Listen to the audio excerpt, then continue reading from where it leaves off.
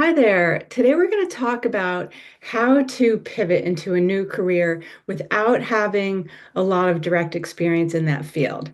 I think one of the biggest myths in career transitions is that you need direct experience and you need to meet all the qualifications in a job description in order to make a pivot in your career. I'm Holly Smevog from HMS Career Coaching, and I'm excited to share with you some of the techniques that I've discovered work after helping lots of clients do this. It's about strategic positioning. And I want to give you one example. We had a client last year who came to us after 12 years in teaching and wanted to get into corporate training and had applied to 60 or more applications with no responses. And he did get feedback that he lacked relevant experience.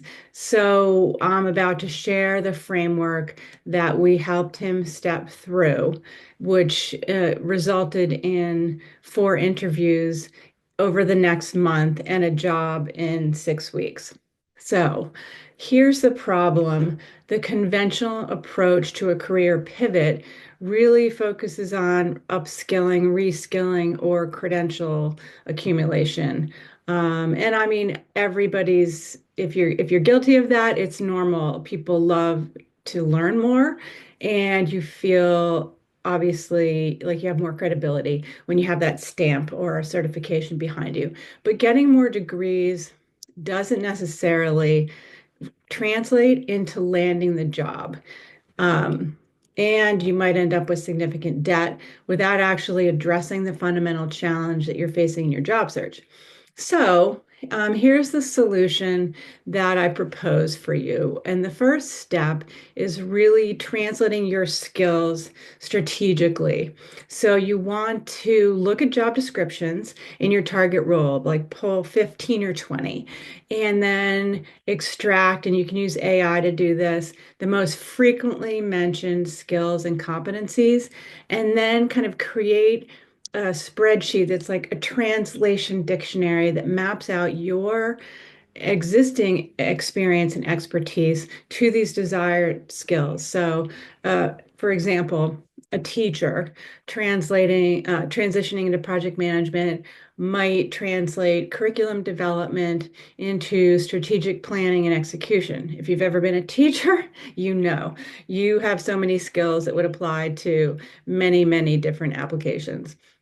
Classroom management becomes strategic stakeholder engagement and conflict resolution. And you know that anyone who's been teaching for a number of years is great at conflict resolution and engaging stakeholders.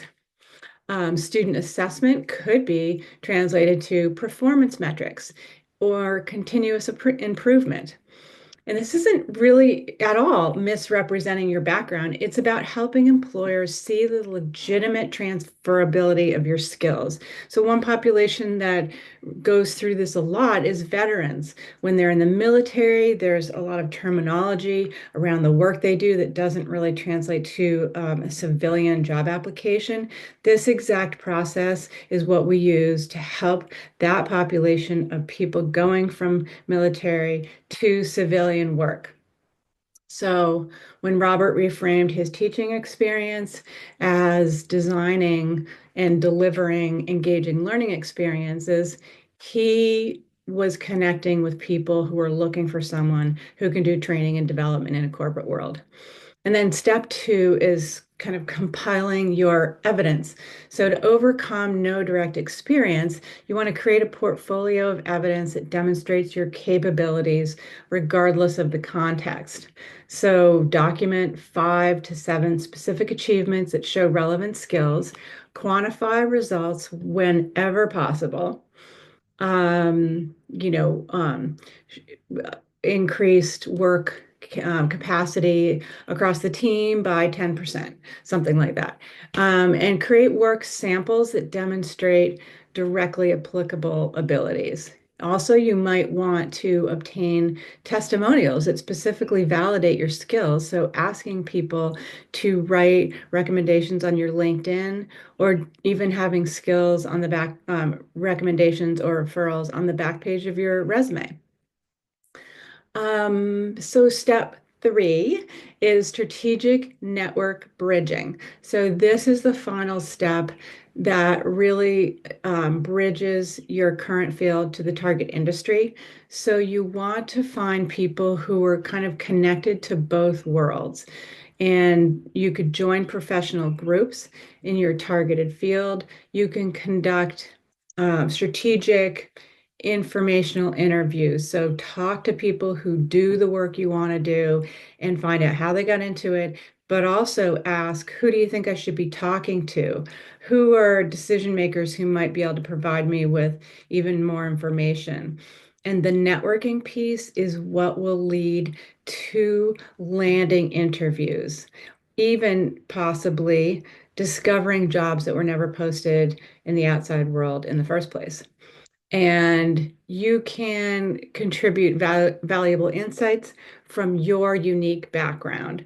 So, unlike generic networking, this approach positions you as someone bringing valuable outside perspective to the new field, which is really important because diversity in perspectives and experience helps companies innovate and grow. So, in fact, being outside of the industry gives you an advantage if you spin it right and feel really confident in what you're presenting.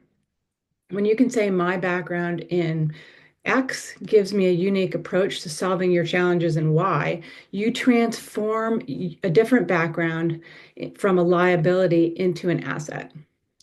So, career pivots don't have to take years or require starting over from scratch or taking out loans to get education. In fact, your new employer might pay for that if you do need credentials in the end. With strategic skill translation, compelling evidence, and really targeted networking, you can leverage your existing experience to create a compelling case to move into your desired field.